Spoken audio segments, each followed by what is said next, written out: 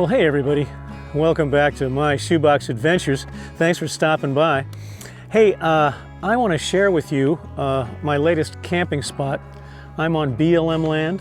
This is free 14-day dispersed camping out in the middle of nowhere, and it's one of the most beautiful places that I've had the privilege of finding. As you can see behind me here, it's just spectacular. It's the view here. Look at this view. I want to share this with you, show you where I am, how I got here, how you can get here, and how you're going to want to put this on your bucket list. So let's get started, all right? My Shoebox Adventures begins right now. Okay, everyone, before I show you this bucket list location where I'm camping right now, I want to quickly just go back and thank everyone that watched and commented on my last video, Am I Being Watched? And I want to apologize for not getting right back to you after that video. I came down with the flu. I got the courtside crud, the courtside flu, whatever you want to call it. And of course, you know, when I do something, I do it all the way. I got the flu pretty good. So I was just stuck in courtside in my shoebox, recuperating. And then when the flu symptoms went away, I get depressed when I get sick, and this depression, I had the blues. I got the blues. Didn't know what I wanted to do, didn't know where I wanted to go, didn't really want to make any videos, so I apologize. A lot of you thought that the boogeyman got me after that video. That was the worst time to disappear, was right after that video. Thanks for your concern, you guys. Know your suggestions. I want to talk about that. At the end of this video, we'll have some closure. We'll get some closure on that Am I Being Watched video. I'll address those things, but let's put that off till the end and show you what's going on now. When I finally decided I got to get out of Quartzsite, I need a change of scenery, and this is just what the doctor ordered. I'm about 2.5 hours southeast of Quartzsite. I dropped down to Highway 8, came over to Highway 85, went south to Ajo, and let me show you what I've got. The views here are just spectacular. So just outside of Ajo, Arizona, is BLM land right here, and it's just unbelievable. It's the view. This camera does not do it justice. It can't possibly do it justice. This is what I wake up to every morning. I've been here for a little bit now, and I every time I think Kofa. I thought Kofa was my #1 most popular desert getaway, and I don't know if this beats Kofa, but it's right up there. You'll notice there's an Oregon pipe cactus right here. We're just 30 miles north of the Oregon Pipe Cactus National Monument, and it's the only place in the world where these Oregon pipe cactus grow. Of course, they grow across the border in Mexico too, but this southwest region, that's it. There's nowhere else in the world that you'll get that Oregon pipe cactus, and they're all over the place here. There's, of course, this one, and we've got them up the hill here, and over here, and all over there, and they're pretty unique and pretty fun. So if you want to see one in real life, you can see them here.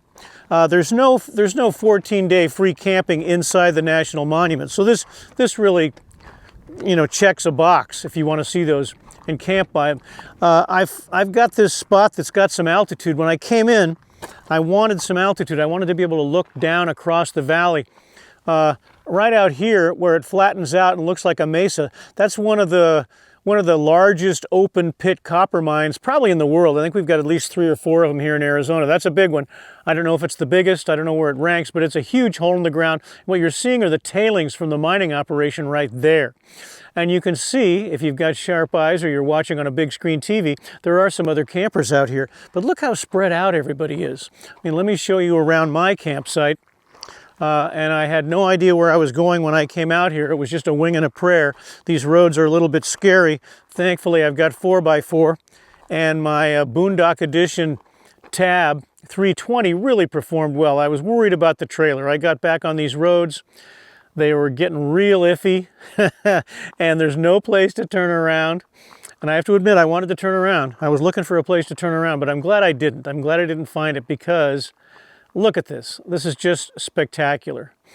And I never want to leave because right over the hill here, if you look right up here, there's a really well-maintained dirt road, and it's wide enough to pass, and that'll take you right into Ajo.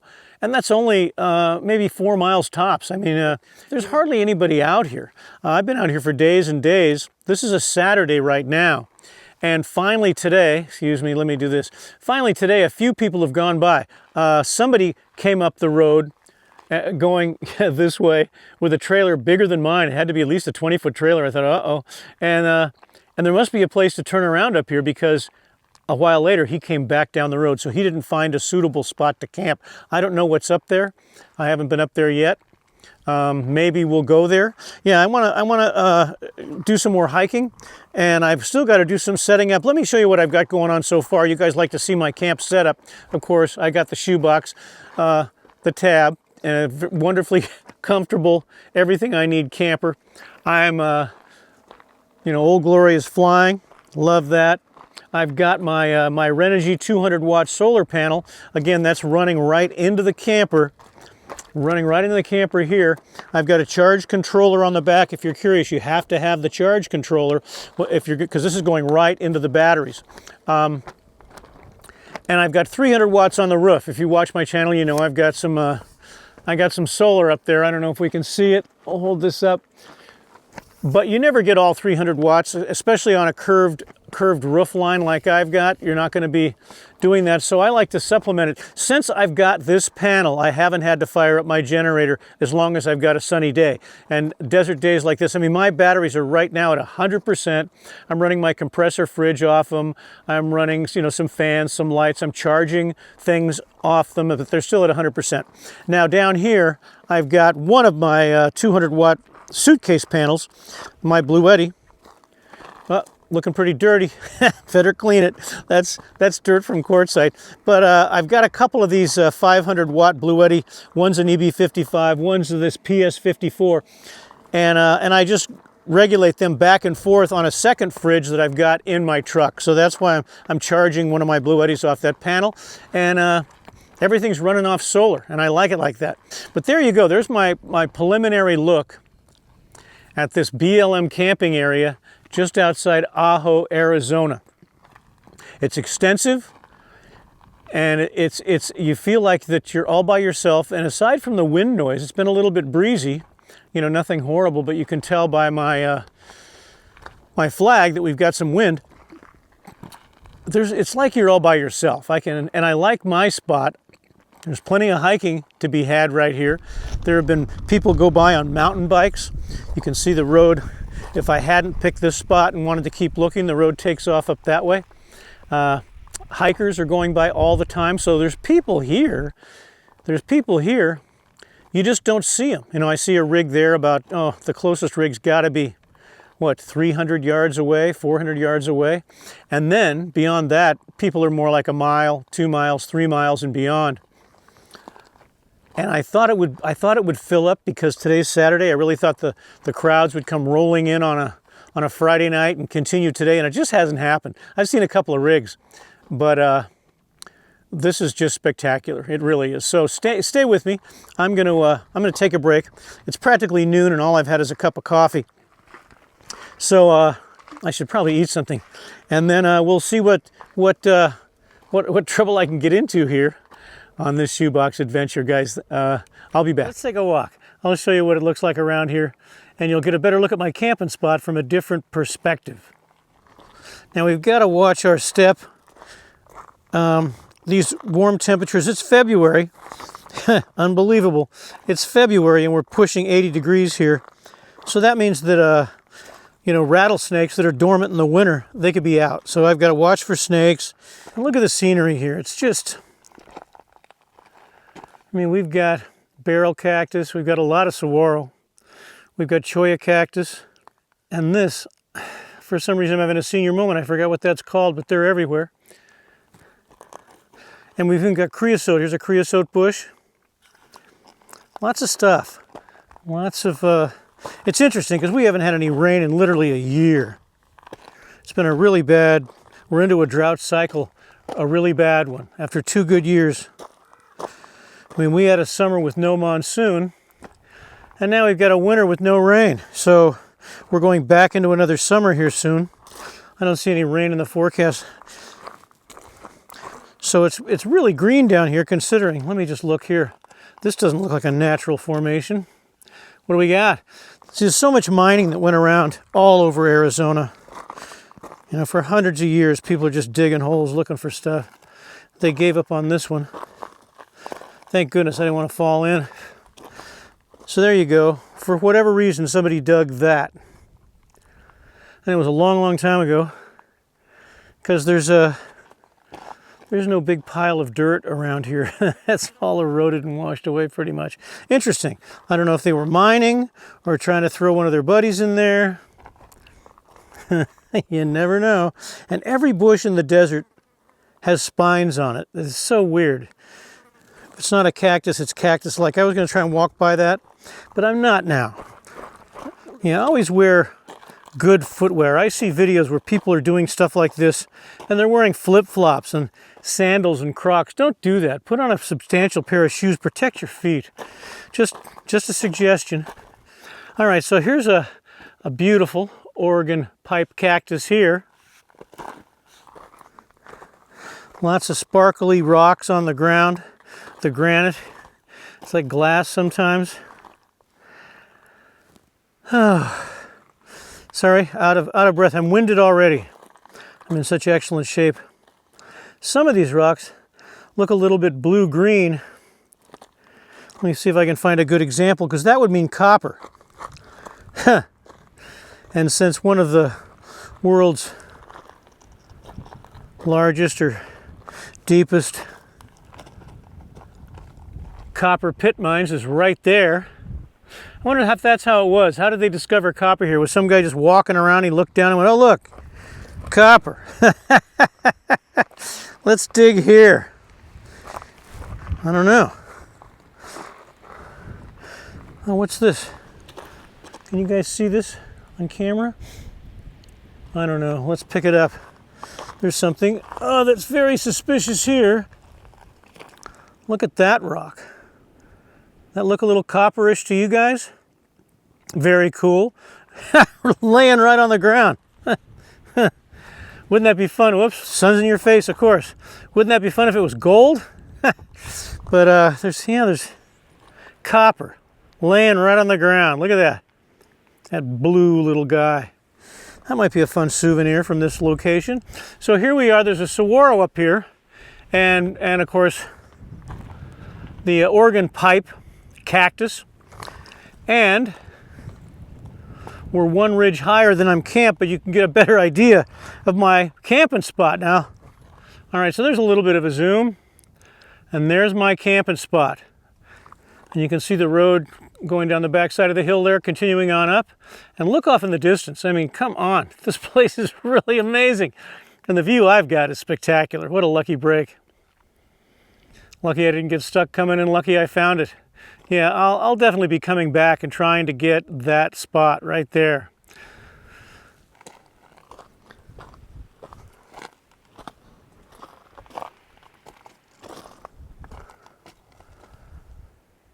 Yeah, this is one for the books, guys. Put this on your bucket list. So lots of recreational opportunities here on public land. 14-day stay. Absolutely free. Pack it in, pack it out. Buddy, listen, I've got to go to town and get a few supplies, and I thought, why don't I show you how quick and easy it is to go from Highway 85 in Ajo to my camping spot. Shall we do it? Come on, let's do it. All right, everyone. I wanted to show you kind of how to get to my camping spot, my wonderful desert camping spot here just a couple of miles out of Ajo, Arizona. So you're on Highway, what are we on, the 85? The 85, we're coming down, and then when you curve, you see this Saguaro Street.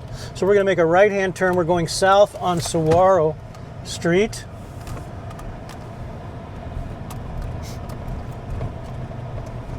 And the first street you come to is Rocalla Avenue. So you're going to want to make another right turn on Rocalla, and now we're going to stay on Rocalla pretty much all the way to my wonderful camping spot. So as you can see, we're paved still. We're still in town. This is what Ajo looks like. I haven't been downtown. Don't know if I'll go there. But this is a pretty easy place to get to. I'm amazed that I've never come down here before. My friends Rick and Linda from Gone Again told me they really like camping around Ajo for desert camping. So that's good advice. Those guys have been all over. They know what they're doing. So I decided to check it out, and it did not disappoint. So here we're on a dirt road now, and as you can see, this is a well-maintained dirt road. This is still Rocalla Avenue. I think they call it a scenic drive also once you get back in here. And this will, if you stay on it long enough, connect up to Highway 85 down south, like you're headed for the National Monument that we previously spoke of. I ran to town to get some supplies. I wanted to buy some firewood just in case I want to have a fire. There's not a lot of wood out here to gather, and it's possible that they would rather you didn't gather wood out here at all. A lot of the BLM desert areas that I've been camping on, I know they don't want us to pick up any wood. They want us to leave it on the ground, fallen wood. It's absorbed into the ecosystem. Little creatures, desert creatures, live in that fallen wood. They'd rather we just left it alone. So any rig can get in here. As you can see, look how smooth this is. I'm doing 20 miles an hour. There's no posted speed limit out here, but I wouldn't want to go any faster than that, really. When I came in with my trailer, I did not go 20 miles an hour. But my campsite is only about 3 miles from town. This is very convenient. And Ajo is a small town, but it's big enough to have whatever you need. They have fuel, they have groceries, they have propane. There's a dump station at the RV park you can use for a fee. Ah, look at this. An Echo, Winnebago Echo going by me. That's a nice rig. Wow. Getting heavy traffic out here. The weather is absolutely spectacular. We'll talk about that. And now we're going to see some campers. If you've got a big rig and you don't want to, do a lot of off-road traveling, there's lots of camping right off the road. We've got a nice van right here. You can see up here we've got a rig. He's got some slide outs. Let's see what size rig we're talking up here. What do we got? Class C, I guess. But anybody can get in here. And the reward is beautiful views and really utter silence. It's just, and we've got a tent camper here. He must have gone into town. It's just a tent. I'm rolling at 23 miles an hour just for point of reference. The scenery out here is just spectacular. I had no idea this gold mine, this gem, these public lands were here. Thousands and thousands of BLM acres out here. This is 14-day free dispersed camping out here. It really doesn't get any better than that. Everybody talks about Quartzsite. Quartzsite's fun, but if you just want to come to the Southwest to get out of the snow, and right now people are freezing all over the Midwest and the North and the East. It's just a giant snow and ice storm, and it's going to be at least 80 degrees here today in February. Just saying. If you're a snowbird, if you're a full-timer, you're a nomad, or you're just a weekend warrior and you can get to this area, I highly recommend, if you're in this area, go ahead and stop by. You won't be sorry. Now you can see we've got some more rigs here. And look over here. Camping, here's a spot right there. Nobody in it. Look up on the top of the hill up there. That's a nice spot. Nobody in it. It's available. Picture yourself there, right up that road. Big trailer with a slide out, or is that a motorhome? Alpha, see ya, that's a motorhome. That's a Class A. We've got Class A there. He's pulling a Jeep, right? We've got a truck camper back there. We've got a nice fifth wheel right there. Nice flat places to camp. Up ahead, 2 trailers here. Over here in the beautiful saguaro cactus, we've got a fifth wheel, 2 fifth wheels over here. Anybody can camp here. There's a real cute teardrop that looks handmade. That thing only looks about 4 feet wide. Wow. Okay, I've got to pay attention because pretty soon I'm going to get off this road, and I don't want to miss my turn. Yeah. Now this is Forest Road 8113, BLM Road 8113. If you're driving along and you're not paying attention, you'll miss it. Here's my turn. I picked this random spot. Oh God, terrible video. And now the road gets a little bit more sketchy, right? So I didn't know what I was doing, and I wanted altitude. You see these mountains here coming up? I wanted to get up in the air. I wanted a view. So you got to go down through things like this wash. But you can see the road gets a little bit scary. I wouldn't take a Class A in here. And I got to tell you the truth, when I was pulling my little trailer and I got in here, and this is, you know, the road's pretty bumpy and rough, pretty rocky, ruddy, I was worried. I thought I'd made a mistake. Well, I turned on the wrong road. That wasn't it. So that was a fun tour though, wasn't it? Yeah, that road was way worse than the one I turned on. So I had to proceed down this road. Let's flip this around. Down the scenic road, this Rotella Avenue, whatever, a little bit further. Here's a nice fifth wheel here. So I didn't pay close enough attention, obviously.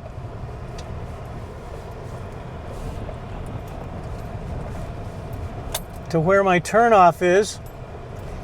Now I'm thinking it's here. I hope so. Let's try it again. So here's a turn. Yeah, this doesn't look familiar either. This road doesn't look too bad. That looks familiar. Somebody put their yeah, okay. This is it. So here's the little BLM road, forest road, that I decided to take just because I had a feeling. I mean, I just turned on it. I had no reason to believe that this is where I wanted to go, except I saw these mountains. See the mountains that are ahead of us, and the road is going up. I wanted altitude, as I mentioned earlier, probably, so I could have a view. I was hoping for some high ground. Here's a place to camp there. A lot of these campsites are really close to the road. Here's a campsite here. That's a nice one. Yeah, you can get back in there. There's a nice firing way back in there. There was someone there when I came in. I wanted something higher anyway. I probably would have gone ahead and gone by. But it's funny, I got in here and I wanted to turn around. I probably already told you this story. We'll see. I wanted to turn around, but there's no place to turn around. And I'm pulling a trailer. So I was forced to just keep going. And the road kept deteriorating, and I thought, oh man, but the tab made it through all this stuff. Look at what, you know, this is terrible. All right, so that road takes off over there. So this is what you get, you guys. This is what you get in this particular spot. Now there's thousands and thousands and thousands of acres of camping out here. So this is just the tip of the iceberg. This is just one little road that I took. And I don't know if you can see my camper up on the hill up there with the flag flying, but I can finally see it. So it's like, whew, man, I think of trying to do this at night.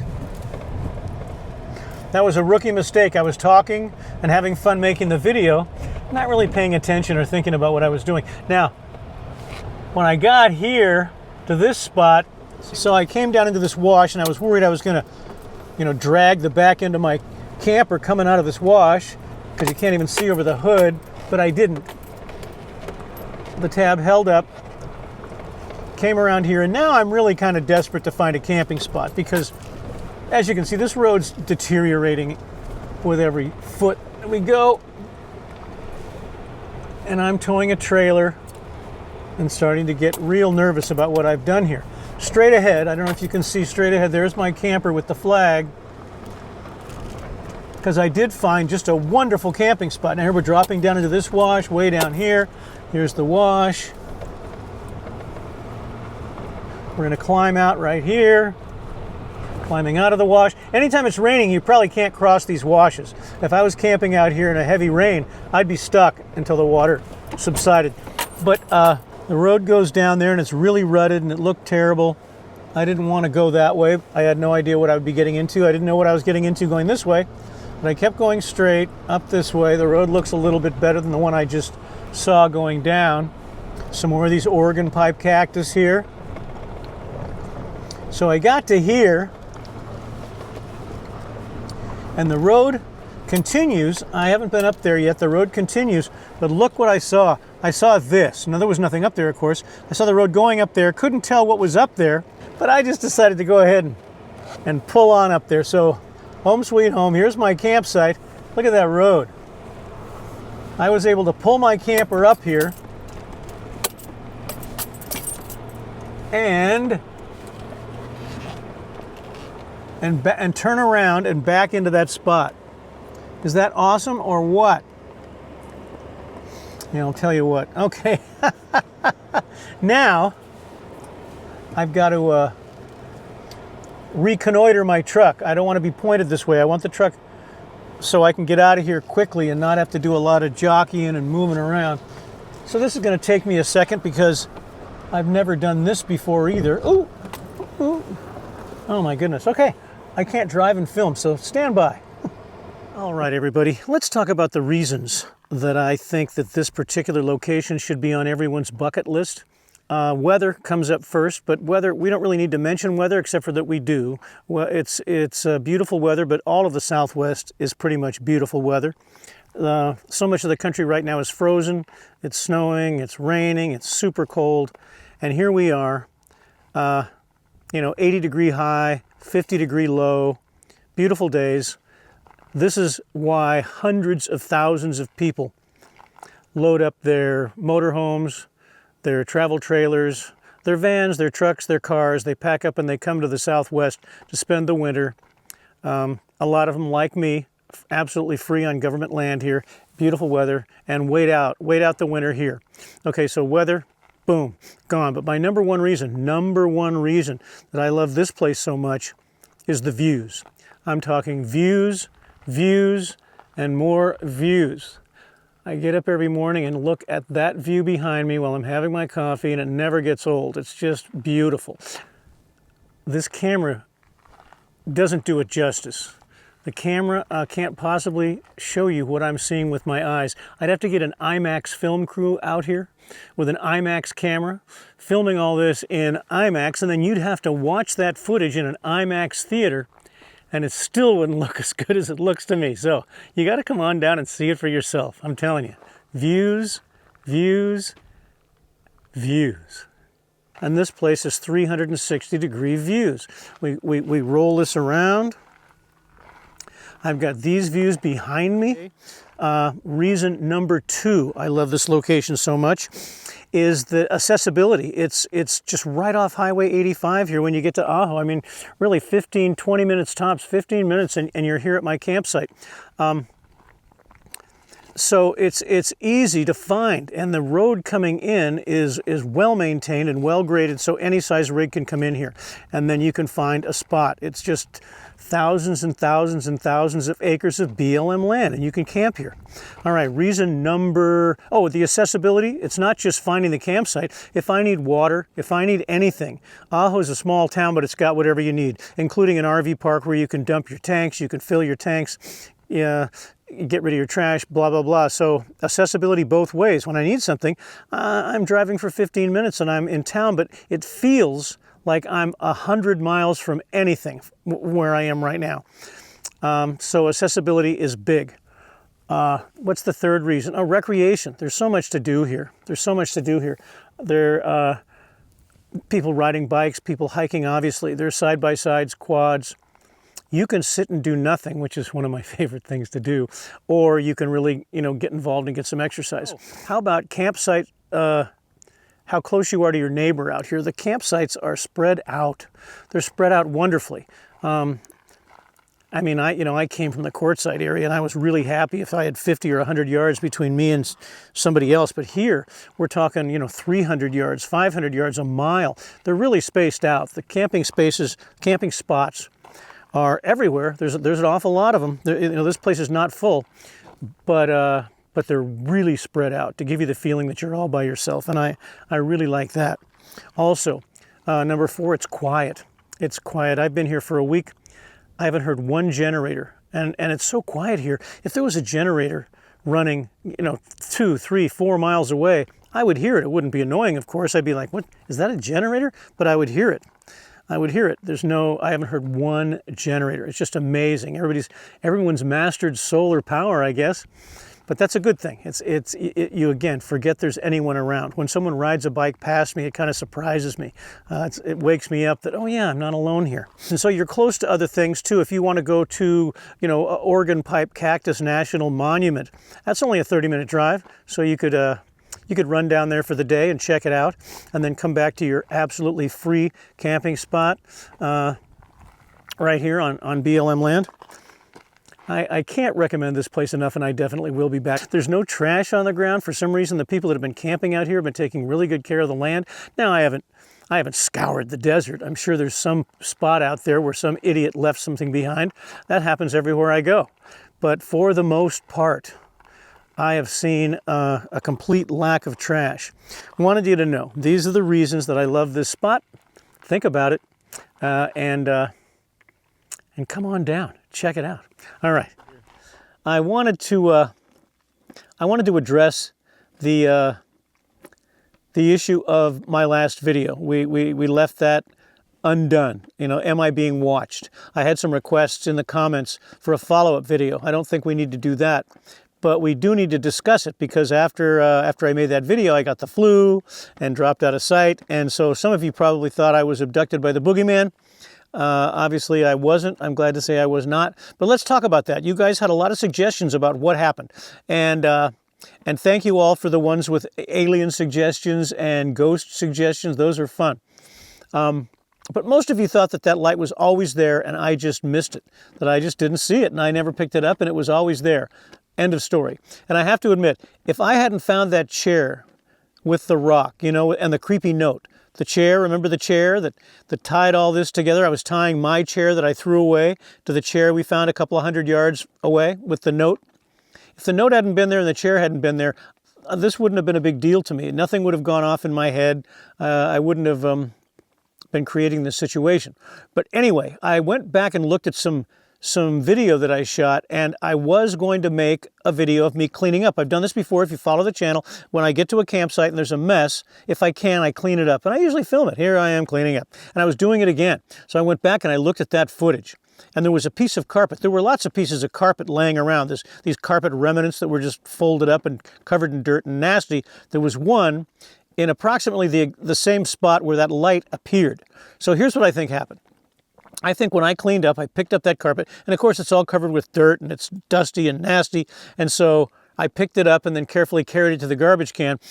Either that light was on the ground under it and I didn't notice it, or it was in the carpet wrapped up and it fell out on the ground and I didn't notice it. That's got to be it. Because at first I thought, well, if it was already there, you people are saying it was there all the time and I just didn't see it. Well, I would have seen it lit up at night because I'd been there quite a while before I decided to clean up this mess. And the light never appeared until after I cleaned up the mess. And if the carpet was on top of the light, excuse me, that would answer that question. So I cleaned it up in the morning. I went off to the dump with all that trash. Then I went into town, ran some errands, came back, and I didn't go back over and re-examine what I had done. Now I'm cooking food and I'm making a fire and I'm having fun. And when the sun goes down, I see the light. And that's when I thought, OMG, where did this light come from? Who put this light here? Who was here during the day when I was gone? And I think that in reality, it was always there. But I thank you guys for helping me figure that out, because I went back, looked at the footage. That seems the most logical explanation. Now, it doesn't prove anything. It could have been something else. It could have been aliens. Could have been somebody living in the desert, some underground people. Don't want to completely write those theories off because they're way more fun than me just being blind. But anyway, let's go with that. Thanks, guys, again, for all your comments about what happened. And for those of you that wanted me to run for my life, I appreciate you. I do. Let me leave that. We're going to end this video with that. On that note, we'll put that to bed. Am I being watched? Don't think so. I think it was all in my head. But let me give you a last look at my campsite and the beautiful view that I just can't get over here. So here's my view. Another look at the view. Again, I'm just southwest of Ajo. Oh, and I want to thank, quickly, how could I forget this? When I met up with Rick and Linda from Gone Again, you guys watch Gone Again, right? If you don't watch Gone Again, you should. Check them out, Gone Again, Rick and Linda. And they told me in Quartzsite, they told me that they loved camping down here around Ajo. And I'd never done this. So anyway, thank you, Rick and Linda, for recommending the desert, the BLM land around Ajo. It's just strikingly beautiful. I had no idea. It's just fantastic. I'm going to figure out a way to bring my bike back here so I can ride my bike on these Jeep trails through the through the desert. I've seen a guy went by hours ago on one of those big fat tire e-bikes. He was having a lot of fun. I got to take my flag down. Let me spin around here. There's the flag. Old Glory, looking good, looking good. We're very lucky to live in this country. I know everybody's up in arms about this and about that. Politics aside, we're all Americans, people, and this is a beautiful place. And the government lets us, this is our land, this is government land, this is people's land. What do they call it? Public land. So you can get outside, you can get your vitamin D, you can get your exercise, and give this a try. It's definitely good for the mind and body.